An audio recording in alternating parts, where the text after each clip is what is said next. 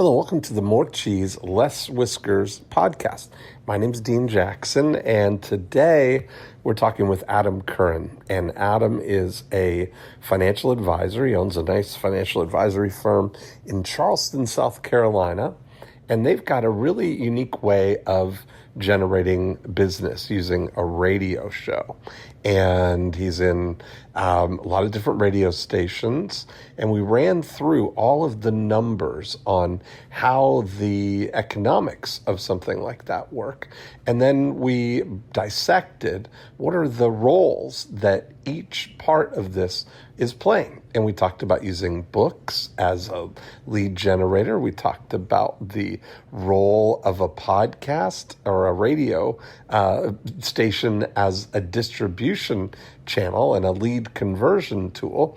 And overall, we had a really great conversation. There's a lot of potential in this idea and a lot of opportunity for Adam to really capitalize on the great and profitable foundation that he's built. So I think you're really going to enjoy this episode. Here we go.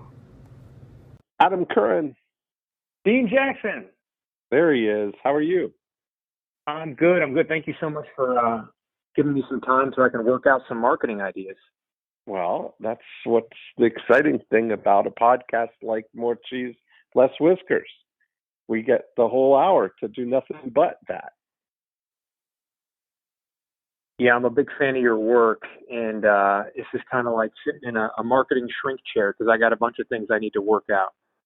Oh, good. Well, I'm sitting in a marketing shrink chair myself. I got my tablet so I can doodle and take notes, and I've got my self ready, and I'm excited. So let's start at the beginning. What's going on? Yeah, so the reason I reached out to you is you helped us publish our first book, and that was a massive success. All of our marketing endeavors probably increased by about 50% just due to that first book we wrote. That's and awesome. I got another book that's kind of in my head that I'd love to get out. And even though we did that first book not but like 3 years ago, my life has changed dramatically. I've had 2 kids. I got a 6-week-old child and a 19-month-old child. And I just have this other book in my head because life has changed so much. Mm-hmm. And I just want to make sure that I execute on this second book in an effective way. So it's not just purely kind of a vanity project. Okay. I kind of want to make sure the book is also effective in capturing leads and getting people excited to work with the firm. It's not just purely as a love letter to my 2 sons. Mm-hmm. Perfect. So what, maybe you should expand on the backstories for everybody listening to your business and what you do and how you're using maybe your first book so we can transition into this. Yes, I'm a financial planner here in Charleston, South Carolina. The lion's share of our marketing endeavors is through by way of long format radio. So I do a radio show called Retire Y'all Radio, which airs here in Charleston and Myrtle Beach. It's probably the busiest show on weekend radio in these 2 markets. Mm-hmm. And obviously the book is a perfect tool to deliver value to the listeners. The call to action is simply pick up the phone, call us up. We'll give you a complimentary copy of our book in the mail. We Mm-hmm. also do a lot of public speaking, a lot of internet marketing, but mainly radio, seminars, are our 2 main funnels for people to engage with us. Mm-hmm. And that's, how long have you been doing that? How long have I been doing radio or Yeah. both those things? I moved to South Carolina not knowing a soul, I think about 8 years ago. And Mm-hmm. we started off with a little 15-minute kind of segment on a radio show. It's turned into 13 one-hour shows now. And then, started doing mainly workshops and seminars, and I've kind of take my foot off the gas pedal there just because I need more time with my family. So about 8 years we've been in Charleston. Okay, perfect. And so what's your what's the idea for the second book then? What are you looking Well, that's where to I do? need your help. That's where I Okay. need your help, because the book that I have in my head is more of a kind of a catch-all. You know, the first book that we wrote was called The Power of a Plan, Your Politically Incorrect Guide to a Worry-Free Retirement. So it was kind of, hey, everyone could pick this book up and learn how to put together a retirement plan. We have politically incorrect in there. I do business in South Carolina. We market mainly through conservative talk radio. So us conservatives like to be politically incorrect. So it was kind of a catch-all. Everyone under the sun could pick up this book and gain some level of wisdom for how to put together a retirement plan.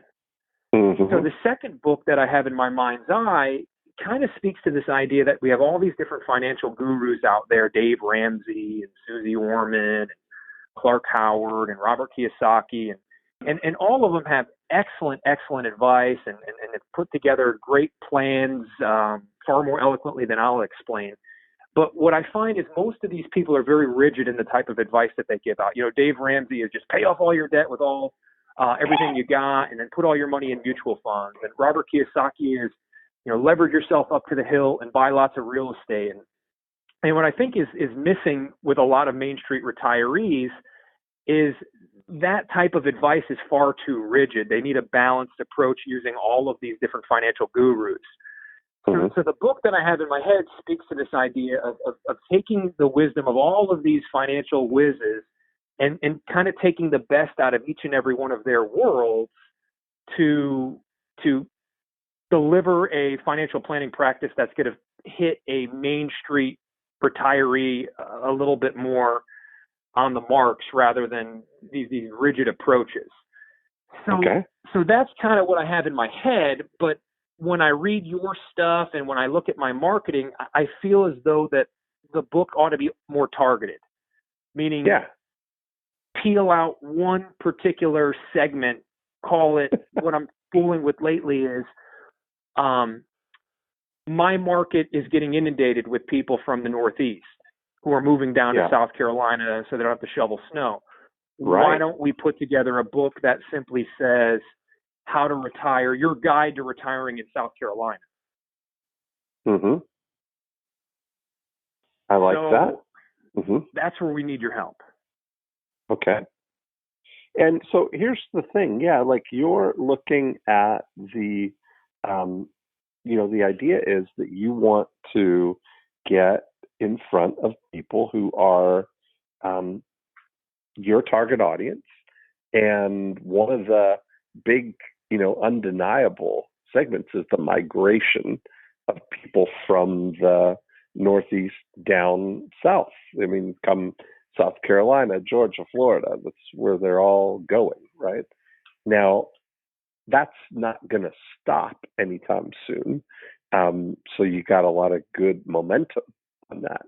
I just I have a podcast called Thinking Out Loud, and it's just me, just my thoughts on stuff. And I saw just recently that Lee Iacocca died, and that brought to mind one of the most brilliant things that he did was get in front of an inevitable audience. And what I mean by that was when he, in 1964, he invented the Ford Mustang. And that became, the most popular car for 20 years. But it was because he perfectly timed the baby boomers who were starting in 1946 were the ones born then were just turning 18 in 1964. And what they wanted was, sporty, affordable cars. And there was another 20 years worth of the, record numbers of people entering that 18 to 20-year-old market, And then 20 years later, when Chrysler was in trouble, they brought in Lee Iacocca, and he invented the minivan for the same audience. Now, instead of these guys being 18 years old, they're 28 years old, and they need, or 38 years old, and they need not sports cars, they need people movers, get their whole family in there. And that was another huge thing. Well, if you look at it right now, we're that same group of people. All the people that were born in 1946 are now entering, where they are. How old would that make those people now? If you were born in 1946, would they be 73? 73. The oldest of the baby boomers now are 73. And so you look at it that I saw a stat that there are, over 10,000 people a day turning 65 right now. And that's going to continue for the next 20 something years, and some portion of those are going to be moving to South Carolina from New York and New Jersey or somewhere in the Northeast, right? So it's a viable market. It's a viable thing of getting in front of the right people. What age and asset level are the people that you're primarily focused on? 55 to probably 75 with $500,000 or more of investable assets. Okay. And 55 to 75 and 500K.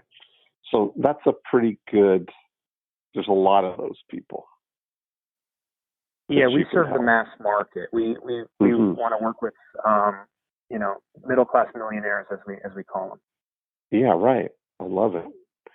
And so, one of those things is definitely moving, getting in front of that migration. And even if it's, it's not the initial, it's not all about you at this point. It's about finding the people who are, looking for retirement homes now, because they probably, the 55-year-old is buying a beach home or a home that will be a vacation home until they turn it into their retirement home. Is that where you are? And everyone has questions as to what the level of state tax are and the property tax and what type of income gets taxed by the state. So there's a definite need for that. And I think you just, on this very short amount of time, just gave me some clarity as to the vanity project can wait. I can write the big book a few years from now, but it seems like the demand would be for what the market wants is something that's going to be capturing. Well, if you can get in front of people, and I look at your radio show as, the radio is really just a distribution channel for it, right? Because you could do that same thing to create the content of it as a podcast. Yeah. So might not get the type of people I'm looking for, though. Well, you can, because the podcast is not a lead generator. The podcast is a lead converter. I'm not looking to use a podcast as a lead generator. I'm looking at it as a way to communicate with my audience, with the people who have already come into our world, Absolutely. Okay. So I look at it as what we call a profit activator free thing.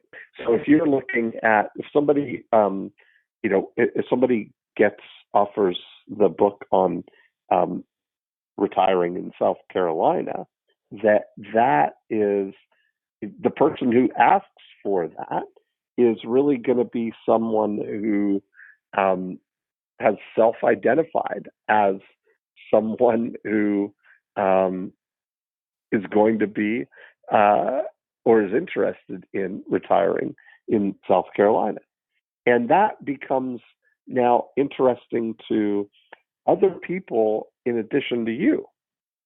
I mean, when you look at who else might be interested in that person, certainly real estate agents and certainly real estate developers, new home developers, um, mortgage brokers. There's all kinds of people who you could kind of collaborate with on finding people. Like if you take this holistic approach to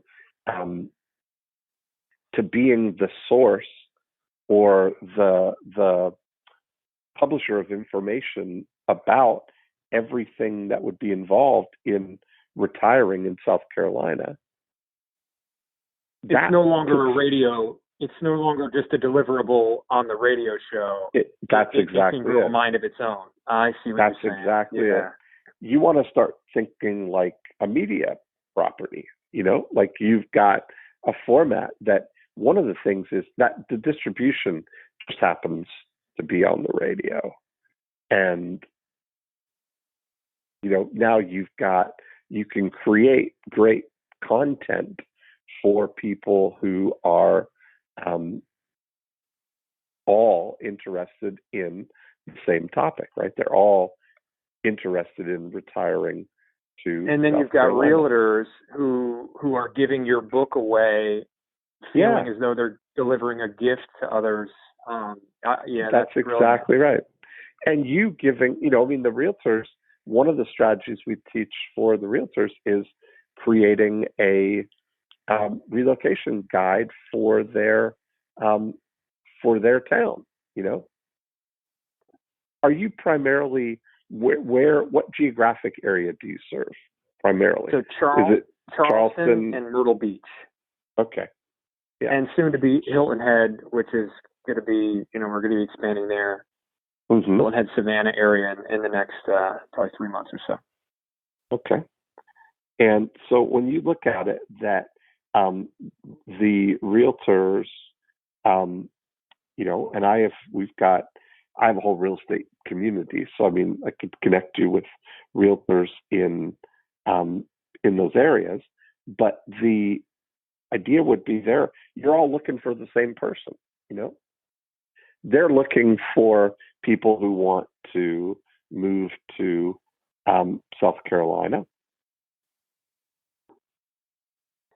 And even if it's a retiring in South Carolina guide, if it's not even pointed towards people relocating, there's a lot of people here in South Carolina that were born and bred, right, that want to read the book called Retiring in South Carolina.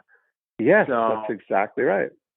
And maybe, you start to think about all the things that go into that. Maybe there's the guide to active adult communities,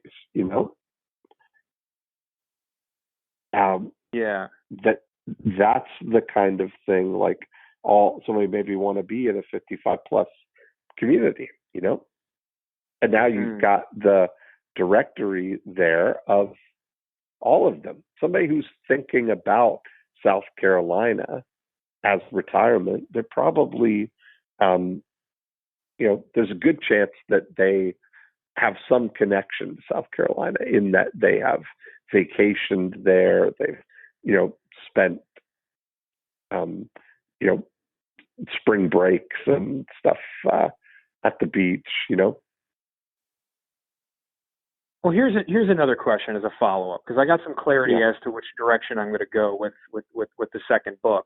I'm always trepidatious about having more than one simple call to action during a radio show. I don't want to say, you can call and get a book, or you can call and make an appointment, or you can come see us speak here at this place. Uh-huh. So how do you advise second-time authors to juggle the two different books? Or am I just overthinking this entirely? What are your thoughts on? Well, I would look at the main thing. You've got the audience of people who listen to the radio, right? So, what do you know about that audience? Like how many people are listening? What's your the frequency that you do the show? What are we talking about there? And how many leads do you typically generate? Let's talk through some of the numbers of it here. Okay.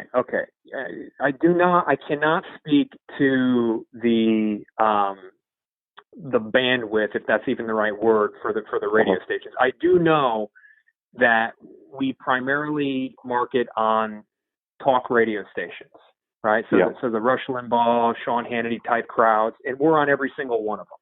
And we do long format, so we do an hour on Saturdays, and we generally aim for morning time slots, anytime from 8 to about noon on both Saturday and Sunday. Right, and you buy that time slot? That's correct. Yeah, we buy it, and we've tinkered in the past with kind of. Do you buy it, or the radio? Are they doing? They're producing it and doing ads on it, or are you buying the time? We bought. We've tinkered with the idea of turning it into more of like a profit center, but I just came to a heck of a lot easier just managing it through our business, through a marketing endeavor, and just doing it all ourselves. So. We don't farm out any of the advertisements in the show. It's a full hour of just us. It's a 1 hour infomercial for our business. Okay, great. So let's talk about that, because there's a perfect correlation here now, right? Because now it truly is, you're just distributing through the radio, and you're getting the outcome that you get. So let's just walk through it, and then maybe I'll present a comparison kind of analysis for you. Maybe we can see which direction might make sense. So you buy a 1 hour time slot that costs how much? I would say probably average. You're looking at anywhere from $200 for the hour on a very smaller station to as much as $600 an hour on a larger station. Okay. So you're getting $200 to $600 an hour for the time. And what kind of commitment do you have to make to get that? Like, what are you buying? So many weeks in a row? Yeah, at this point, I think the stations we've got a track record where we literally have 30-day opt-outs, but yeah, typically you're making a 6-month commitment or something like that. Okay. And so when you look at it right now, what kind of monthly budget are you spending on this to do it? Probably $15,000 a month. Okay. All right. So there we go. So you're $15,000 a month, and when you look at that, then you get your 1 hour. Is it pre-recorded, and you're just running the show on the? I'm typically recording it on Monday, and it airs on Saturday and Sunday. Okay, so you're just giving them the fully produced show, and there you go. Exactly. Now, when you run the $15,000 worth of radio ads, which is that's exactly what it is, really, because you're buying it, so you're making that investment there. How many people ask for your book, or how many leads do you generate from that? Again, that's variable, but let's use an average per se. Let's say we get 15 leads per week. Okay, so you're getting 60 leads a month, would you say? Yeah, that's fair. Yeah. Probably a little low, but. Okay, well, you tell me. 100? Does that sound? That's probably right in the middle there. We'll say 80. Okay. So we're getting 80. We're getting 80 leads for our $15,000. So let's just do some quick math on this here. You're a financial advisor, so you could probably calculate it, but I'm going to use my calculator. $15,000 divided by 80 gives me $187.50 is what it costs me to get somebody to ask for the book. Does that sound about right? That sounds spot on, exactly. Okay. So I think then that what else? Is there any other calls to action on the radio or any other outcome that you get from the radio that? So what I love about the radio is I know you talk a lot about your before unit and your after unit. It's a perfect medium for not only generating new leads, but all of our clients listen to the radio show. And as much as it is an infomercial, it is I got an hour in there to kind of vent my opinions and beliefs, and most of the people came to work with us because their beliefs coincide with mine, right? So it's also an opportunity to check in with our current clientele as well. But as far as the call to action, it's simply pick up the phone, give our office a call, and you'll get a complimentary copy of our book in the mail. The book's called The Power of a Plan, Your Politically Incorrect Guide to Work for Retirement. And along with that book, we can schedule a 15-minute initial planning call. And you don't even need to cross a bridge or get in your car. You can do that call from the comfort of your own home. And we'll gather all the peripheral information that we need to piece together a written retirement plan. And it won't be perfect. So you're telling them all this on the radio show? Exactly. As so you're saying, pick up the phone, call us up, get a book, and along with the book comes a 15-minute initial planning call. So then when our appointment setters call... let's stop there for a second. That's costing you people asking for the book right now. Because what you're doing right now is you're future pacing beyond that. That you're now you're switching into convincing mode, right? Versus, I talk a lot about compelling versus convincing. And what you're doing is you're saying to somebody, respond for this book, plus you're going to get a 15-minute consultation, and it's like beyond all this stuff, right? And in their minds, that is being heard as, call now. Trained sales people are standing by, and we'll rush your auto debit commitment contract to you. It's like, it sounds very scary for somebody if they have to call and talk to a person and then do a consultation with you. I just want the book. Yes, and I think that you can make that. Do you have a landing page for it where you could just start a regular website? Okay. So I think if Which you is just the said, book's kind of front and center. What's your website called? RetireYall, YALL.com. Okay. So I think that if you just send people to RetireYall.com to get the copy of the book, that first of all, you would get more people to download the book. Now that would be something you could test 1 week just to see. Right? Like, rather than go into all the stuff that's happening after the book, if you get them to go to Retire Y'all and download get a copy of the book to download, that would be a big win. You'd be able to get more people, because that's all we're looking for at that level. So let me ask you this too then. How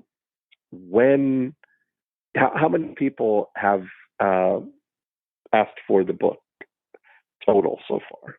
How many do you have on that you have name and email for? 400 year to date.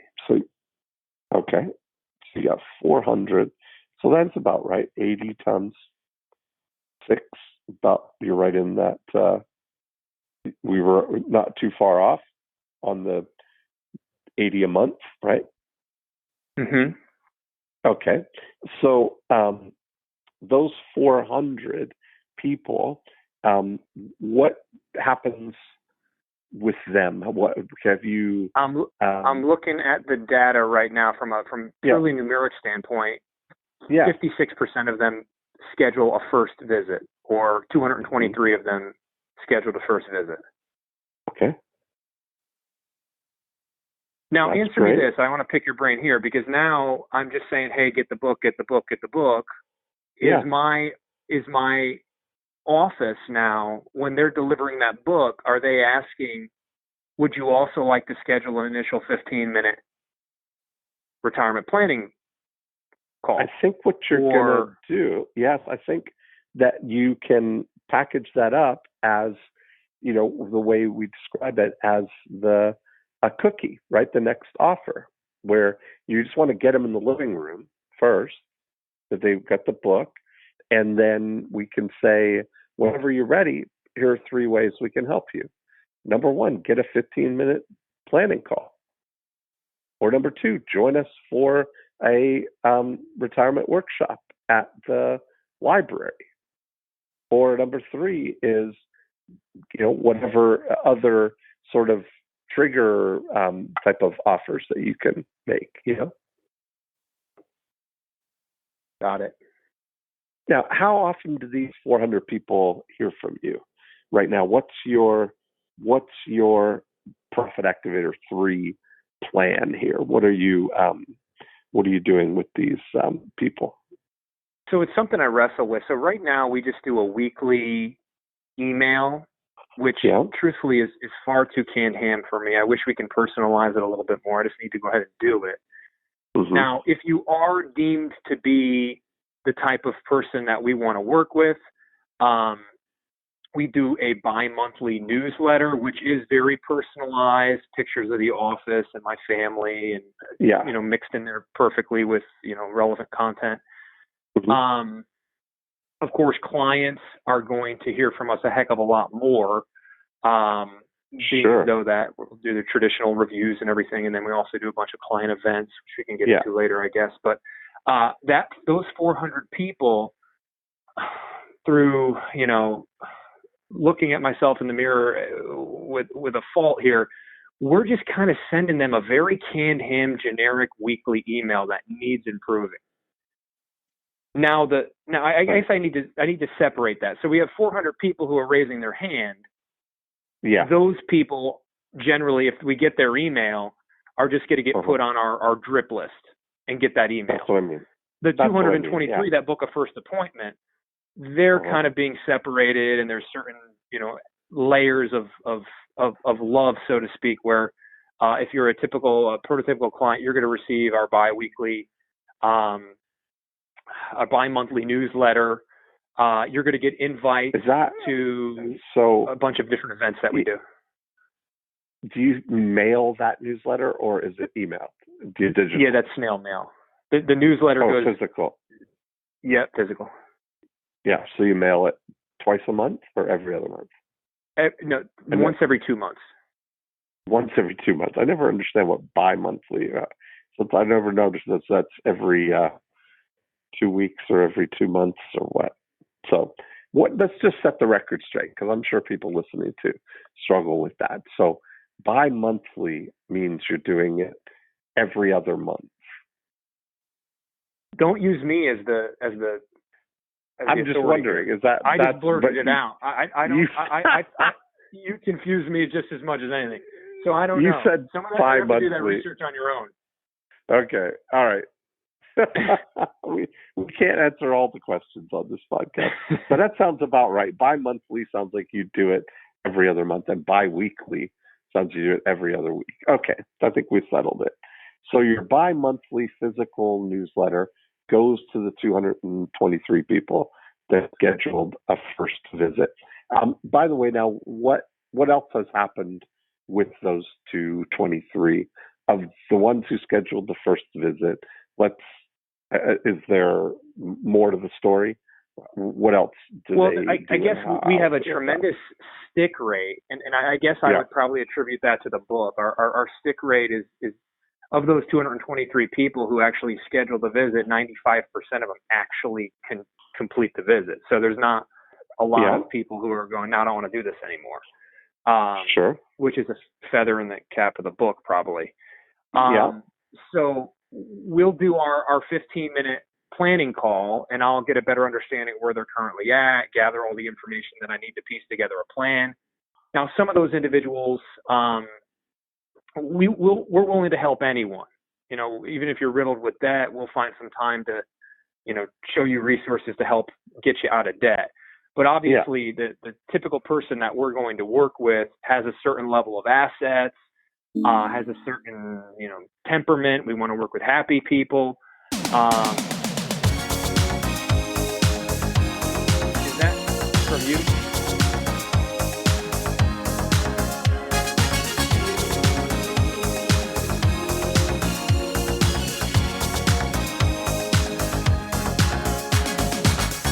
We're no strangers to love.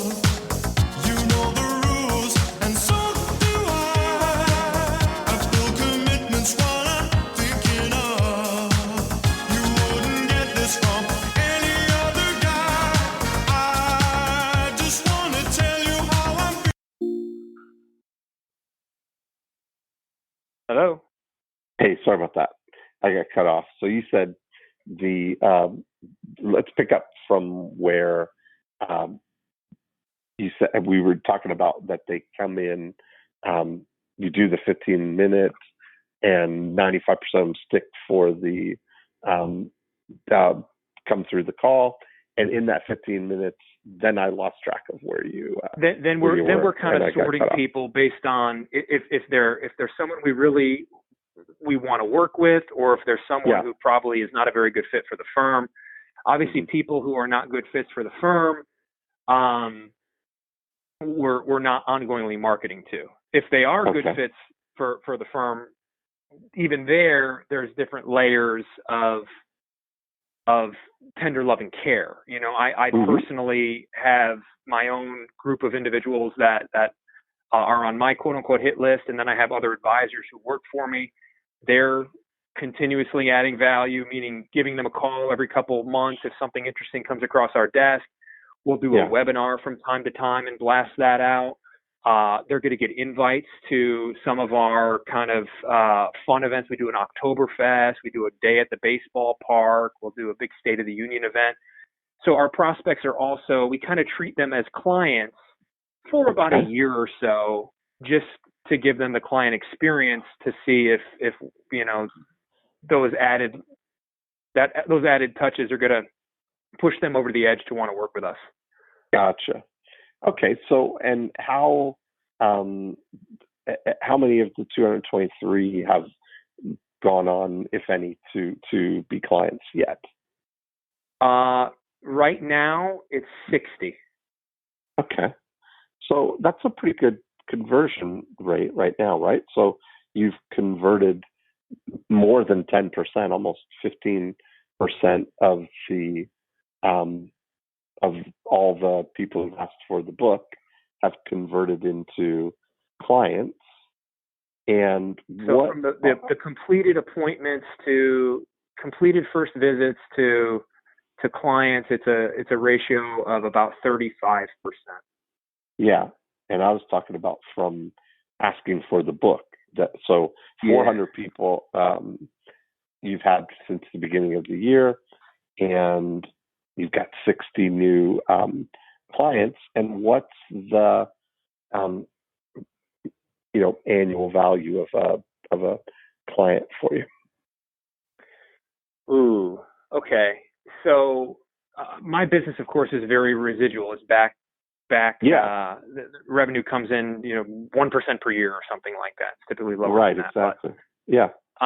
So I always wrestle with what multiple I use.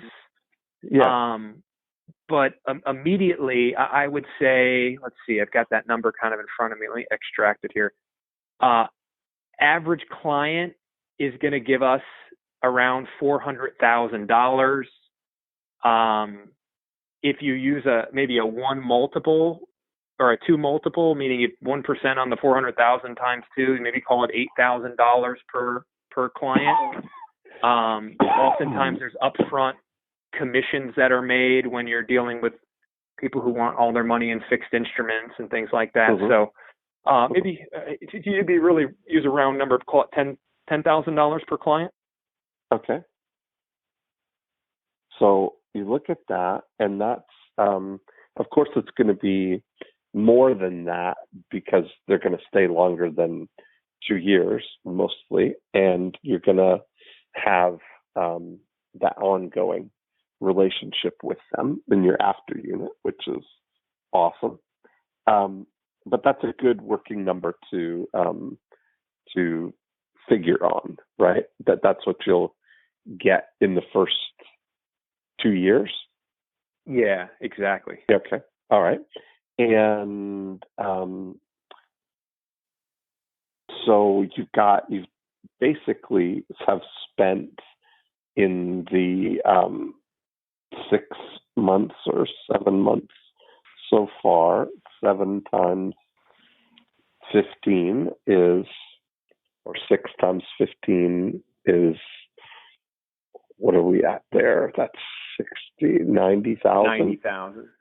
So you've spent 90,000 to bring in 600,000, basically. All right. Yep. I look at my ROI at more about 3.5, but I'm discounting the future revenue. The second year. So, Yeah. That's yeah. And that's what you have to. This is where, when I look at this, part of your thing is that you need to get I call them proprietary metrics, right? So you have to establish, where do you draw the lines between before unit, during unit, and after unit, right? So I look at that as you've got the great opportunity there of doing the first year as your during unit. I would look at that probably. So I might cut that, first value in half and look at what the first year value might be, plus including the upfront things that you're going to get. So would it be fair to say that it's $5,000 or $6,000 first year? Yeah, that's perfectly fair. Okay. It might even be a little bit more upfront in the first year. It might be called 6 and 4 or something like that. But yeah. Okay. So if it's 6 or whatever it is, that you've generated $360,000 from a $90,000 investment right now, but you also have 400 people who we don't know what's going to happen with them yet, right?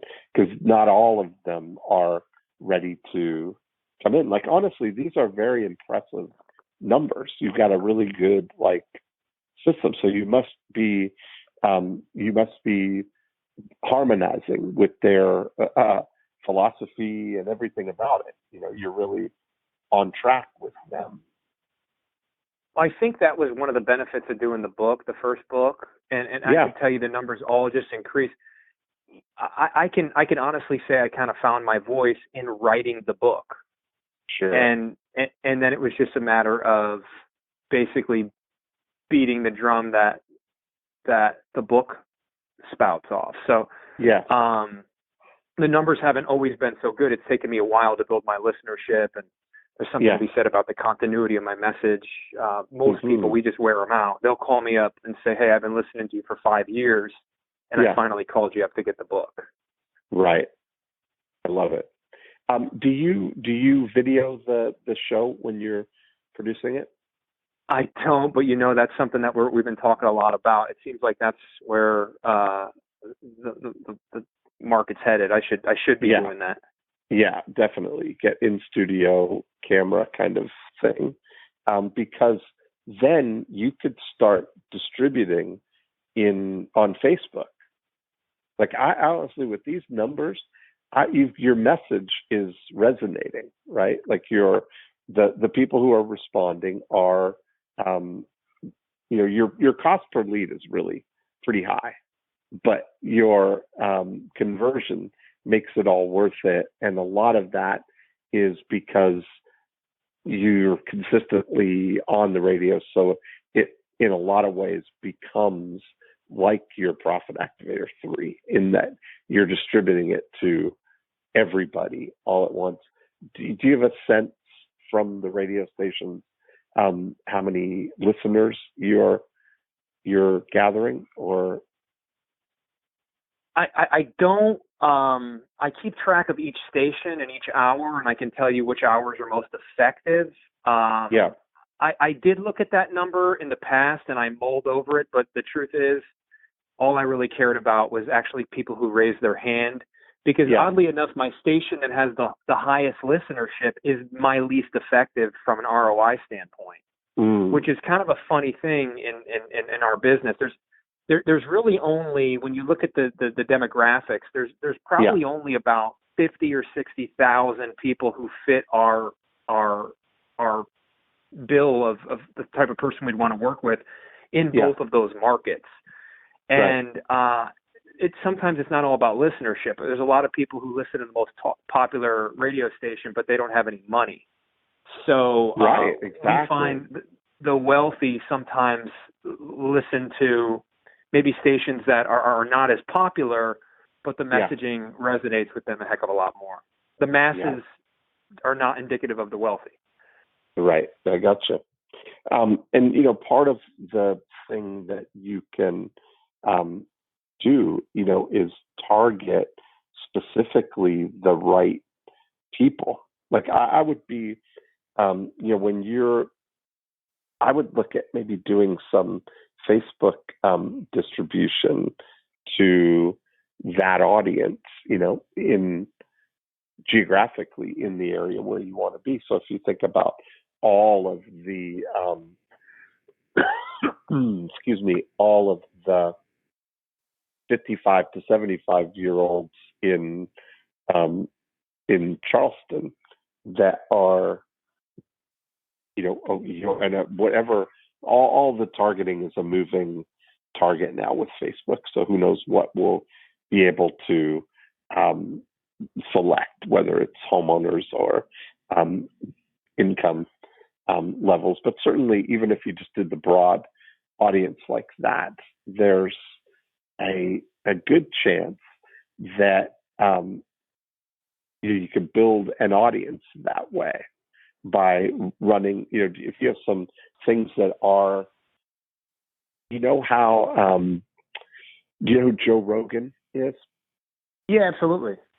Okay. So, one of the big strategies that Joe Rogan uses to build audience is taking clips from the show, putting controversial or compelling headlines on them, running ads to audience to get people to click, and that introduces them to him, right? So if you think in a 1-hour radio show, you may have several sort of isolated things that could be individually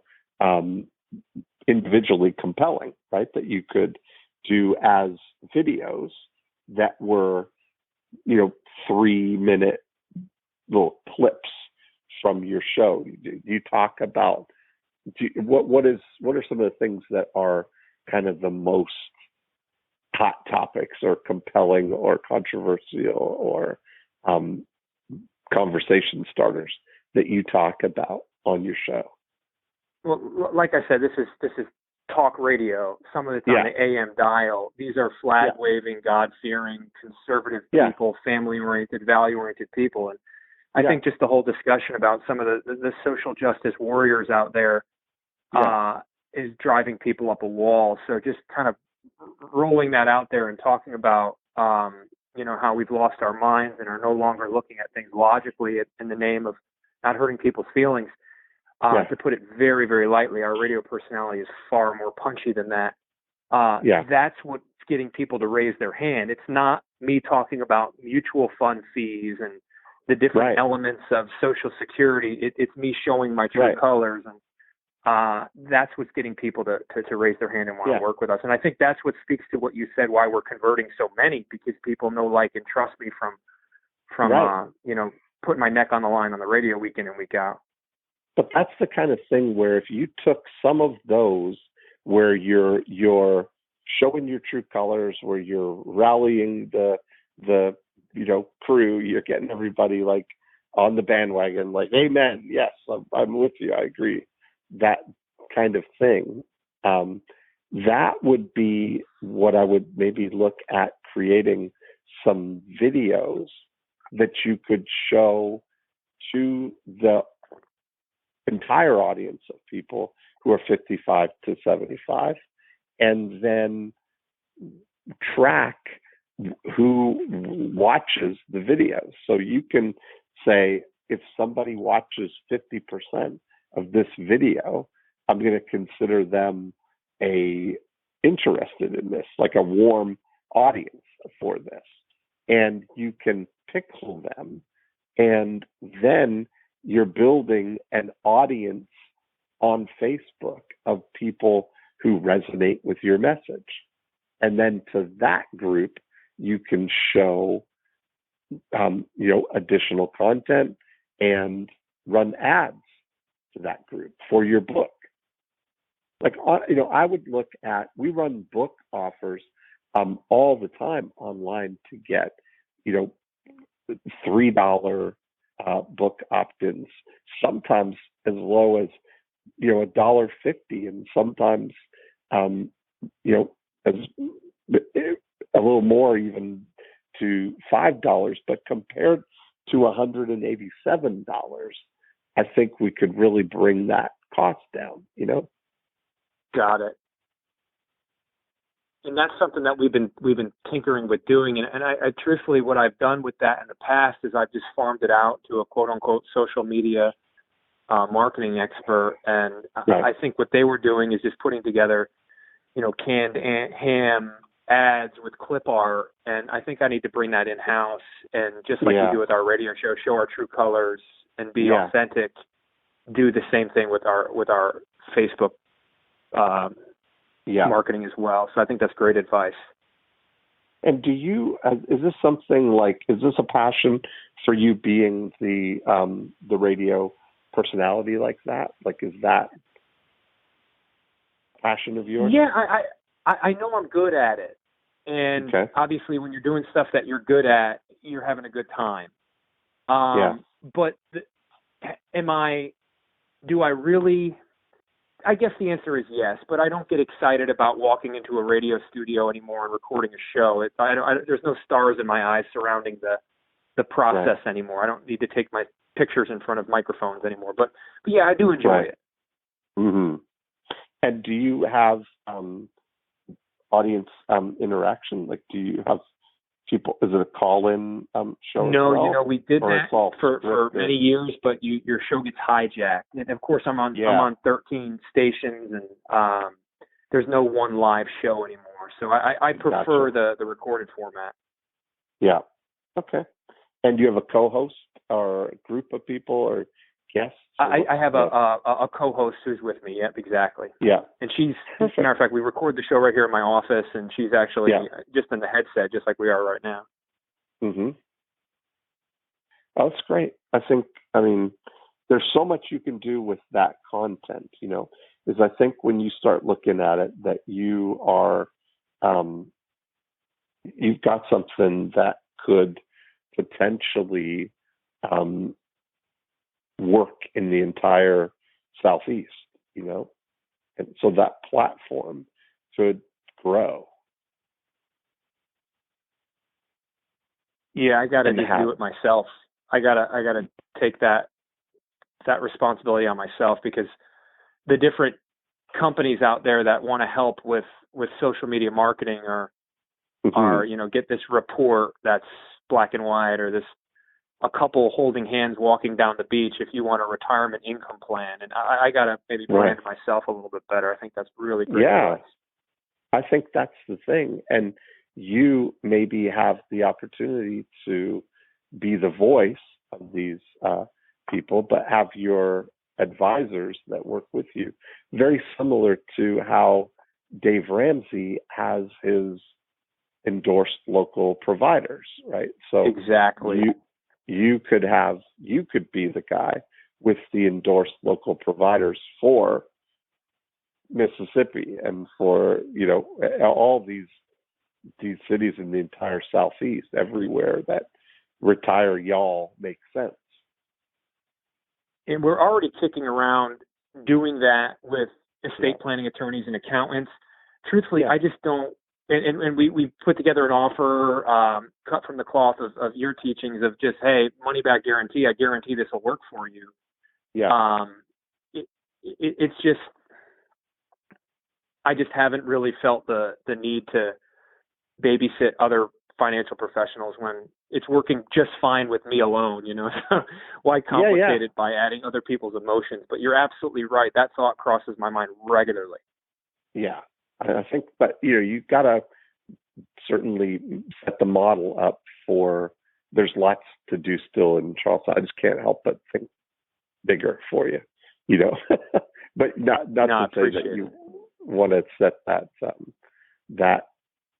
I think there's lots of opportunity just right there in Charleston and Myrtle Beach, I just think, well, you got a great thing, and that there's so much content that you can create out of that weekly show, It's basically getting recorded, broadcasted over the weekend, and for all intents and purposes, just disappearing into the cosmos. No, but what I'm saying is, you look at, you should be taking that content, and if you were video recording it too, like I said, you could slice it up into little segments that are going to be something that you can use for lead generation, and you could create blog posts and articles, and you can send people to go to your website or go join your Facebook group. There's a whole thing of, you kind of have this thing that everybody is building. Everybody's working, singing from the same hymn book, right? You've got, these are the songs that resonate with me. And that's why they're so compelled to work with you, because you're philosophically in alignment with them. I love it. Yeah. I now know what book I'm writing for you.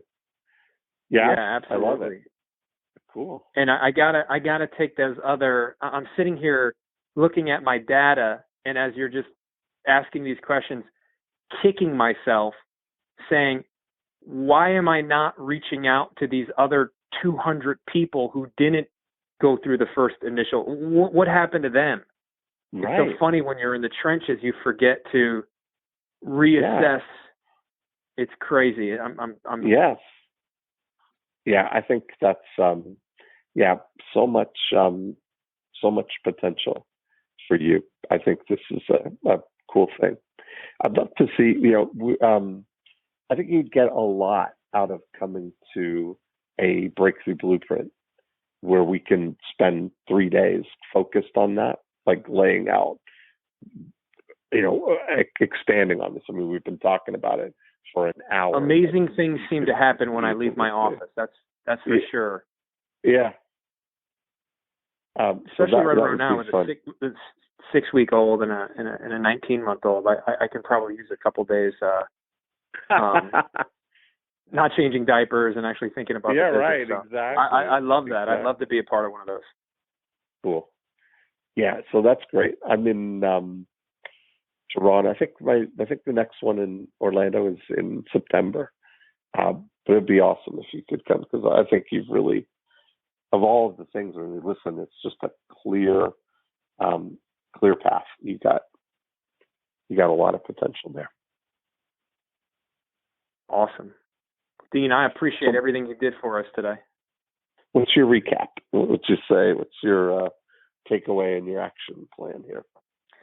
Well, my action plan is no more vanity project.